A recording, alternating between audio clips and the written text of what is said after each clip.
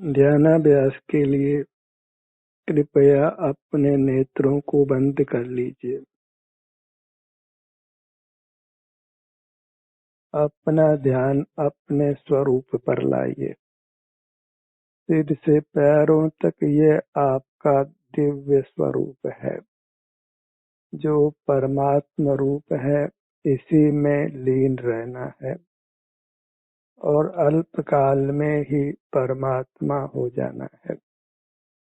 अपने स्वरूप को पहचानिए, जो प्राप्त मुक्त शरीर के बराबर है, सुख स्वभावी है, अविनाशी है। इस अविनाशी के बल पर ही हमको मोक्ष होना है। अपने आत्म प्रदेशों की अपेक्षा जीव नित्य है। इसमें प्रति समय परिणाम उत्पन्न होता है, पर वह भी नित्य का आश्रय करने पर एक शरीर का सुख रूप होता है, तो वह भी नित्य भाषित होता है। सुख भी अविनाशी हो जाता है और अपना स्वरूप जो प्राप्त शरीर के आकार है वह तो अविनाशी है ही। इस प्रकार मोक्ष मार्ग और मोक्ष में नित्यता प्रधान है। सिर से पांव तक ये अपना विस्तार, अपना द्रव्य, अपना क्षेत्र यह नित्य है। इसका आश्रय करने पर कर्म क्षय होने पर सुख भी नित्य है। इस प्रकार जीव को ध्रुवपना है। तभी यह चिंतन किया जाता है कि मैं ध्रुव धाम हूँ।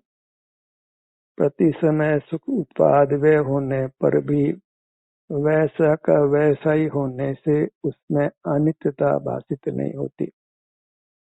जब परिवर्तन होता है तभी बदलाव भाषित होता है। जब परिवर्तन नहीं होता तो बदलाव भाषित नहीं होता। जैसे सिनेमा की रील पर एक ही व्यक्ति की फोटो को नाना रीलों पर दिखाया जाए तो रील तो बदल रही है, पर पर्दे पर एक ही व्यक्ति स्थिर दिखाई पड़ता है। रील तो बदल रही है, उत्पाद व्यय हो रहा है। क्योंकि वही फोटो दिखाई जा रही है तो पर्दे पर वही एक व्यक्ति स्थिर दिखाई पड़ता है। कुछ भी परिवर्तन मालूम नहीं होता है। यही स्थिति परमात्म दशा में है। आनंद जो प्रथम समय में उत्पन्न हुआ, द्वितीय समय में वही आनंद है, तृतीय समय में वही आनंद है, तो एकदम आनंद नित्य भाषित होता है। आनंद स्थिर हो गया है, ध्रुव हो गया है। तभी तो मोक्ष में अविनाशी सुख होता है, ये कहा जाता है। जैन धर्म में नित्यता प्रधान है, ध्रुवता प्रधान है। उसी के आलंबन से अविनाशी मोक्ष होता है। अविनाशी का आश्रय और अविनाशी के आश्रय से मोक्ष। वस्तु नित्य है, नित्य पर ही उपयोग टिकता है और प्रति समय संवेदना होती है। तो अभी मोक्ष मार्ग में फिर भी कुछ उसमें परिवर्तन भाषित हो, पर मोक्ष में तो बिल्कुल परिवर्तन भाषित नहीं होता। वास्तव में तो मोक्ष मार्ग में भी कथनचित नित्यता होती है। जो उपयोग अपने सन्मुख है अर्थात बहिर्मुख नहीं है, तो रागादिक दोष नहीं है, वीतरागता है, तो अगले क्षण भी वीतरागता है। ऐसे स्वरूप के ध्यान में प्रति समय नित्यता है।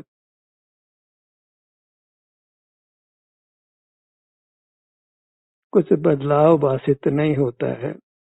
वह पर्याय भी ध्रुव समान होती है। मोक्ष मार्ग में भी वीतरागता वैसी की वैसी होती है। जब हम परिसन्मुख नहीं हैं तो वीतरागता है, अगले समय भी परिसन्मुख नहीं है तो वीतरागता है।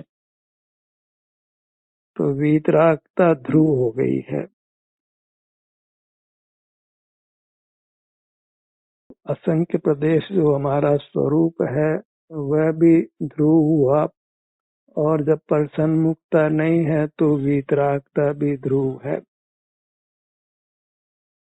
इस ध्रुवता का ही हमने आश्रय करना है, उस ध्रुवता के स्वरूप को समझना है और ध्रुवता का आलम्बन लेना है।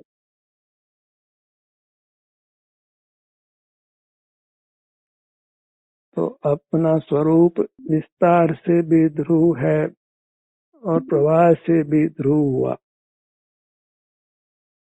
और कौन जीव अनित्य रहना चाहता है, कौन मरना चाहता है? सब कोई चाहते हैं कि हम सदा बने रहें, कोई भी मरना नहीं चाहता है। अनित्यता नाम ही मरने का है। तो हमको अपने सन्मुख होकर नित्यता भाषित होती है। कल भी हम थे, आज भी हम हैं। जो एक समय से दो समय टिक गया वह फिर अनित्य नहीं है। और हम तो बचपन से अब तक कितना ही समय गुजार चुके हैं और अनित्य नहीं नित्य रहे हैं। और परिणाम भी धारा वही चल रहा है, वो भी कोई टूट नहीं रहा है। तो सब ओर से नित्यता का आश्रय करिए, उसी में हमको शांति मिलती है। नाश में कहीं किसी को निराकुलता नहीं होती है।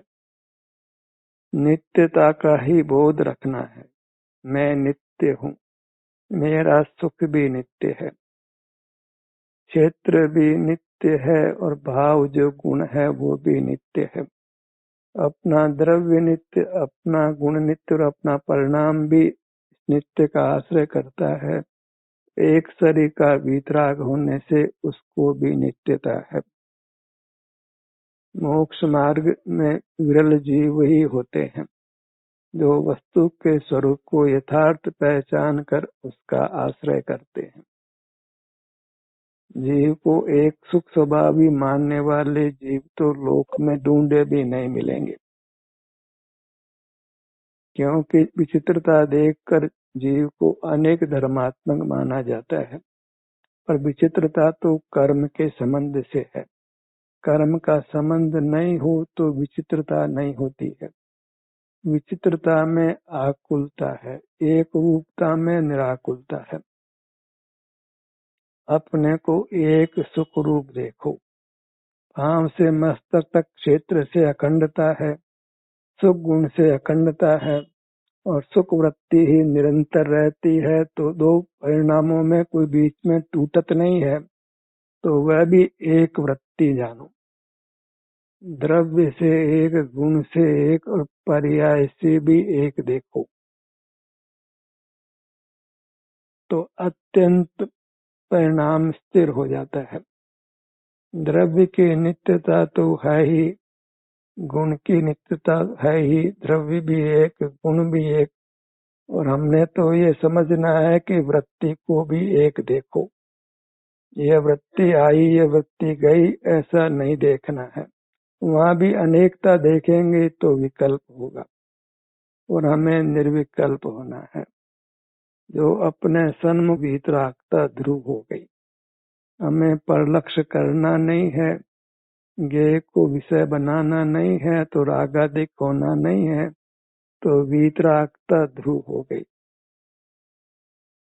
द्रव्य से नित्य एक, गुण से नित्य एक, पर्याय एक, वीतराग वह भी नित्य।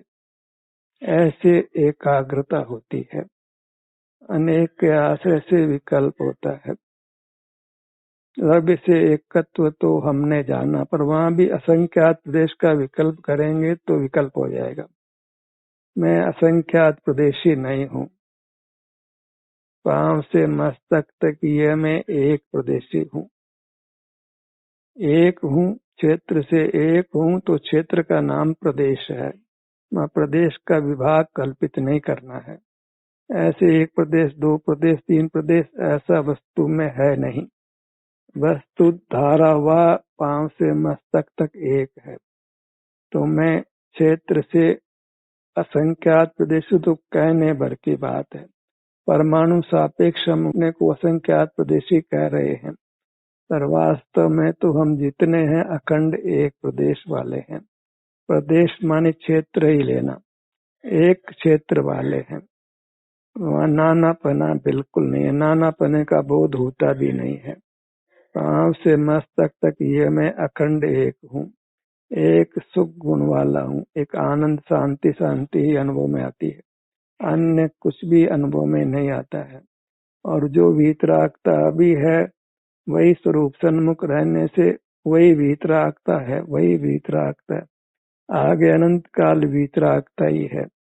तो मानो एक ही वीतराग वृत्ति है, दो वृत्तियां नहीं है, एक ही आनंद है। सार से एक, सुख गुण से एक और सुख वृत्ति से एक। द्वैत का विकल्प ही नहीं करना है। फिर देखिए कितनी शांति उभरती है। मेरे को ये इतना वजनदार है, उसी एकता का हमको आश्रय करना है। द्वैत का विकल्प नहीं करना है। अद्वैतवादी बनिए। मैं एक हूँ, सब प्रकार से एक हूँ, कोई अपेक्षा दो तीन चार नहीं हूँ। जब द्रव्य का ही सब अनुसरण होता है, द्रव्य एक है तो सब कुछ एक है। मैं एक हूँ तो कोई अपेक्षा दो तीन चार देखना नहीं है। एक मानी एक, एक भी हूँ अनेक हूँ तो ये विकल्प हो गया। एक मानी एक हूँ, इस अपेक्षा एक हूँ, इस अपेक्षा अनेक हूँ तो फिर विकल्प होगा, फिर वीतरागता नहीं हो सकती। हमें एक को ही दृढ़ता से स्थापित करना है, अनुभव के बल पर स्थापित करना है। पांव से मस्तक तक ये मैं अखंड एक हूँ, एक शांति का ही अनुभव होता है। वही शांति, वही वीतरागता बनी रहती है। तो मैं द्रव्य से एक, गुण से एक और वृत्ति से भी एक हूँ।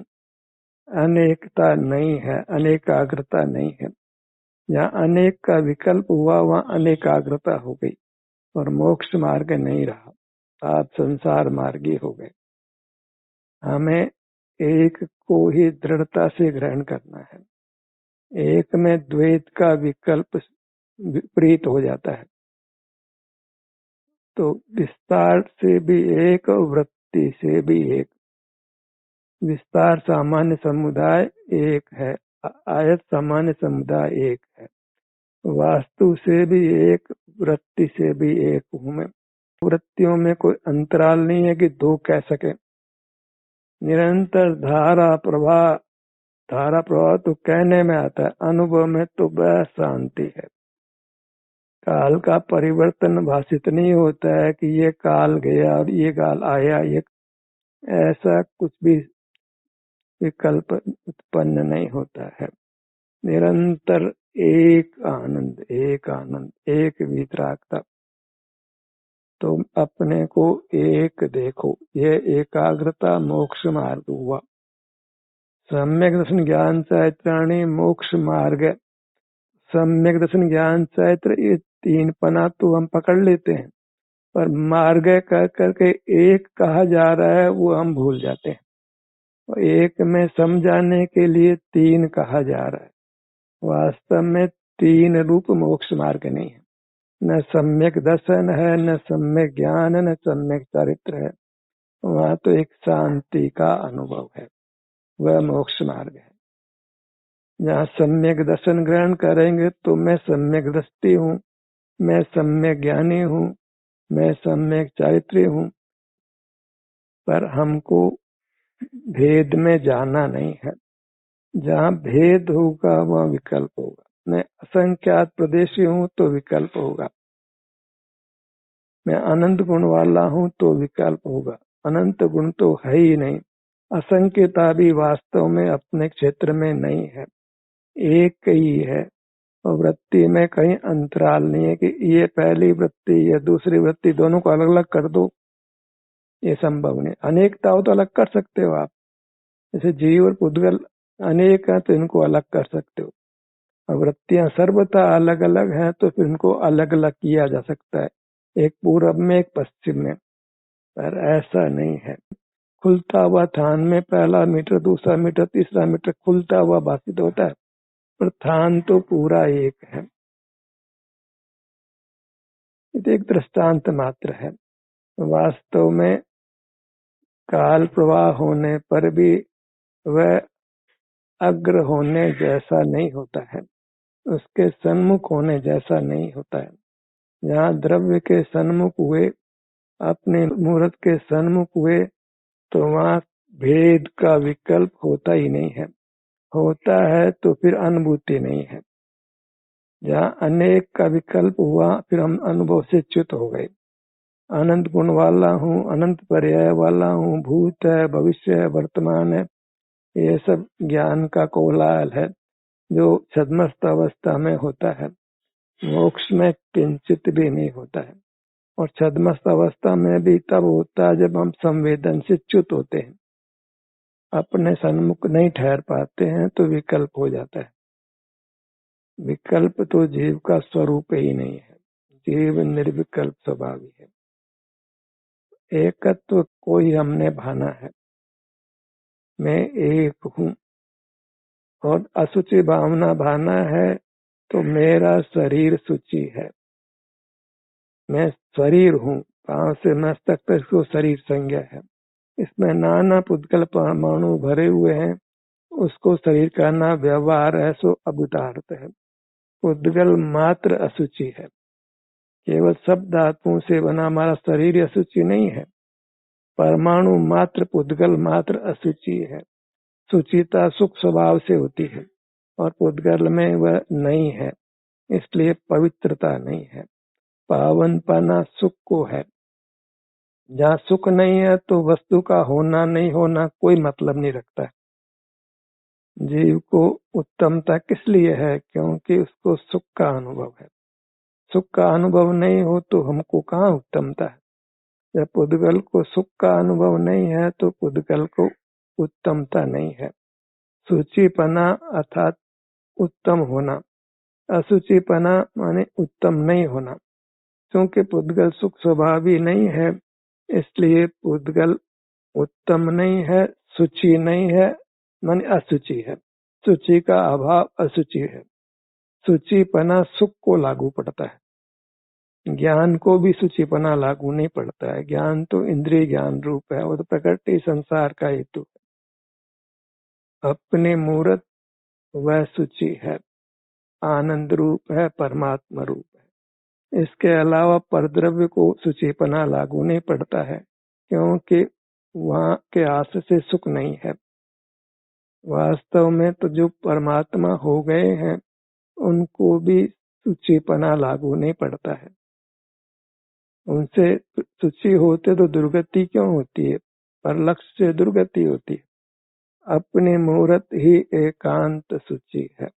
दूसरा जगत में है ऐसा विकल्प भी नहीं होता है। जब आप आपके अनुभव रूप होता है तो जगत में एक मैं ही हूँ, मेरा सुख ही है। मैं नित्य हूँ, मेरा सुख नित्य है।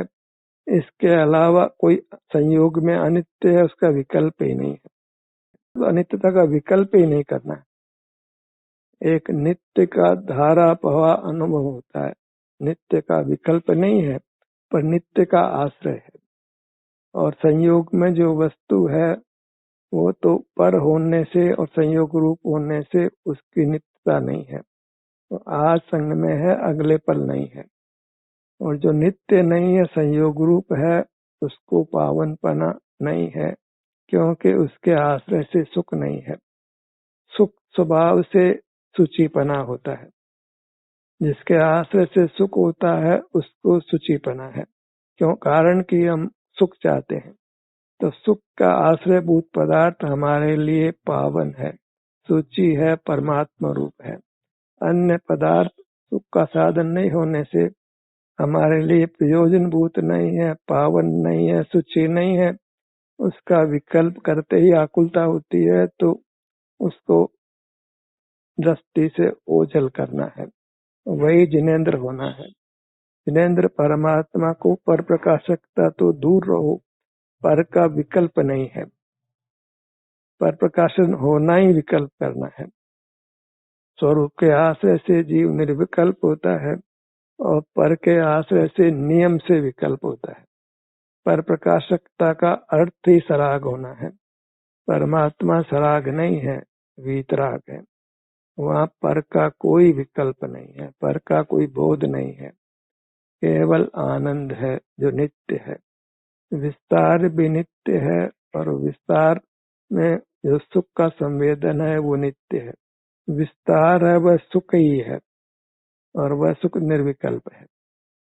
एक सुख का अनुभव धारावाह तो कहने में आ रहा है। सब कुछ स्थिर हो गया है, सब कुछ नित्य है, कुछ अभाव नहीं, कुछ व्यय नहीं है, अविनाशीपना है। मैं अविनाशी हूँ, सुख रूप अविनाशी हूँ, अनित्य नहीं हूँ, पर वास्तव में तो अमर तत्व हूँ।